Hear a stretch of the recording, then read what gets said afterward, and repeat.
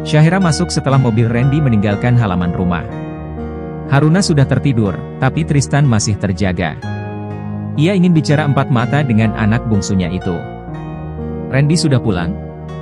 Sudah, Pak. Papa belum tidur. Tumben, ucap Syahira sambil mengunci pintu. Bisa Papa bicara sebentar? Syahira enggan menjawab. Ia tahu apa yang akan dibicarakan oleh ayahnya. Sudah sering Tristan menasehati Syahira. Namun, hatinya masih saja sekeras baja. Tristan dan Syahira duduk di ruang baca.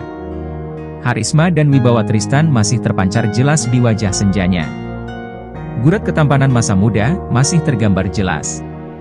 Senyuman tipis tersungging di bibirnya sebelum ia mulai bicara. Mamamu marah lagi. Pasti karena kamu menolak untuk menikah lagi. Pak, Papa tahu. Tidak mudah menghilangkan trauma, tapi kamu harus melawannya sayang. Usiamu sudah matang. Lihat semua teman-temanmu. Mereka sudah menikah dan memiliki anak. Syasha tahu, Pak. Jika dengan menikah bisa membuat Mama dan Papa bahagia, maka tentukan saja tanggal pernikahannya. Syasha akan membicarakannya dengan Randy besok. Syahira membungkuk sebentar dan berpamitan. Dengan berat hati, ia meminta Tristan mempersiapkan pernikahan. Entah, apakah ia sanggup atau tidak untuk menjalaninya. Pagi-pagi sekali, Syahira sudah pergi ke tempat Randy. Dia ingin membicarakan soal pernikahan. Ia sangat gugup. Beberapa kali, ia menarik napas dalam-dalam dan mengembuskan pelan. Tidak berhasil. Ia masih tetap gugup meski sudah mencoba mengatur napas. Di jam sepagi ini, Randy biasanya masih tidur. Syahira langsung masuk ke rumah begitu keluar dari lift. Ia ingin membangunkan tunangannya, tapi saat gadis itu masuk ke dalam rumah, ia mendengar suara dari dapur. Alisnya bertaut. Benaknya dipenuhi pertanyaan. Tumben sudah bangun? Syahira menghampiri ke dapur. Ia hanya melihat punggung laki-laki memakai kemeja putih dipadu celana panjang berwarna hitam. Tanpa memastikan siapa laki-laki itu terlebih dulu, Syahira langsung memeluknya dari belakang. Ia tersenyum, lalu menyapa. Selamat pagi sayang. Suara Syasha. Laki-laki itu mengenali suara gadis yang tengah memeluknya dari belakang. Kenapa diam saja? Tidak sayang lagi? Tanya Syasha sambil melepaskan pelukan. Sayang, kapan kamu datang? Seseorang justru bertanya dari arah belakang gadis itu. Syahira tertegun. Suara itu jelas milik tunangannya, Randy. Lalu, siapa yang baru saja dipeluknya? Randy menghampiri dan memeluk Syahira dari belakang. Sama persis seperti saat gadis itu memeluk laki-laki di depannya. Laki-laki itu mematikan api kompor, lalu berbalik. Mereka sama-sama terkejut saat kedua pasang mata itu beradu pandang. Randy tidak melihat ekspresi wajah kekasihnya, tetapi ia melihat jelas ekspresi laki-laki itu. Sempat aneh, karena kedua mata sepupunya itu membelalak lebar. Namun, ia sadar betapa cantiknya sang kekasih. Dia pasti terpesona oleh kecantikan Syasha. Hei! Dia ini tunanganku, jadi dilarang naksir. Ucap Randy dengan pandangan lurus ke arah laki-laki yang dikenal Syahira sebagai mantan kekasihnya, Ken. Gadis itu mematung. Ken. Ternyata adalah sepupunya Randy. Syahira akan menjadi sepupu iparnya Ken. Rasanya dunia ini benar-benar memperlakukannya dengan kejam. Oh, dia tunanganmu. Aku pikir tadi siapa yang bisa masuk ke rumahmu tanpa izin, ucap Ken. Ia mengubah ekspresi wajah dan berbalik menatap kompor kembali. Aku sudah menyiapkan sarapan. Ajak tunanganmu sarapan bersama. Oke. Randy berbalik pergi, tapi 2 langkah kemudian ia berbalik lagi. Sayang, jangan tergoda oleh Ken. Dia dikenal perayu wanita paling hebat sejak kecil, kelakar Randy sebelum masuk ke kamarnya untuk mandi dan mengganti baju. Kepergian Randy ke kamarnya menyisakan kecanggungan di antara 2 insan yang berpura-pura tidak saling mengenal di depan Randy. Mereka tidak mau mengungkap masa lalu. Semua sudah berlalu dan tidak perlu ada penyesalan. Jadi, kau tunangannya Randy. Sejak kapan?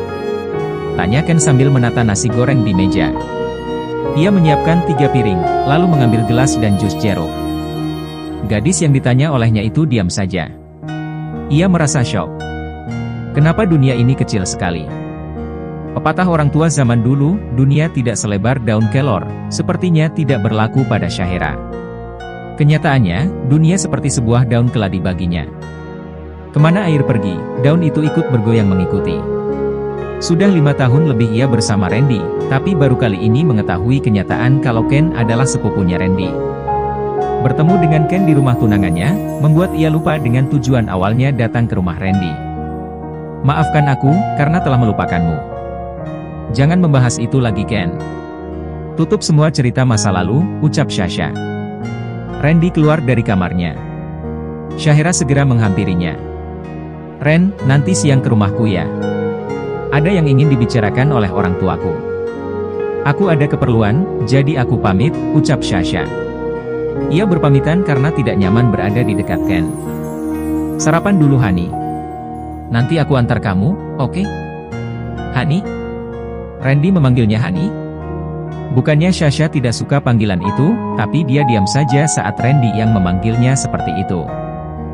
Mereka memang sudah memiliki perasaan yang dalam. Ken merenung, sampai tidak mendengar pertanyaan Randy. Sepupunya itu ingin mengantar Syahira pulang.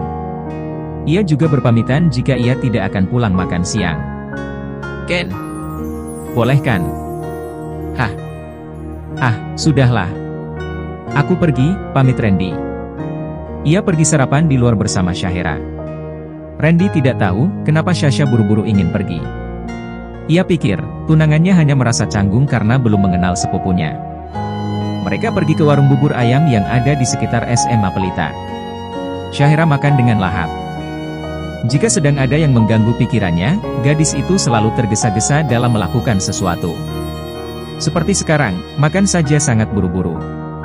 Randy juga tahu kebiasaan gadis itu. 5 tahun bukan waktu yang sebentar untuk memahami sifat dan kebiasaan gadis itu.